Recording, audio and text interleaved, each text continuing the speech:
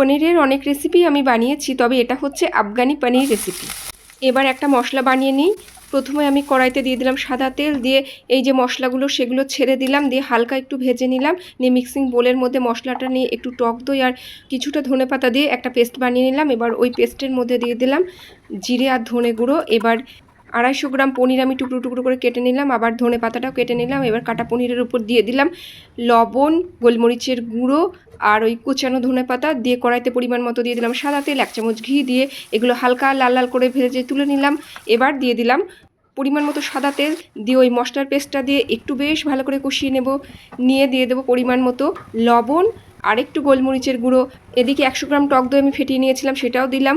দিয়ে বেশ ভালো করে কষিয়ে নেবো যাতে মশলার রস স্মেলটা না থাকে। এবার গরম জল দিয়ে দিলাম সামান্য পরিমাণ, দিয়ে পনিরগুলো ছেড়ে দিয়ে 5 মিনিট মতো ফুটিয়ে নিলাম। এবার একটু কাসুরি মেথি আর ঘি দিয়ে দিলাম। খেতে হয়েছিল একদম অসাধারণ।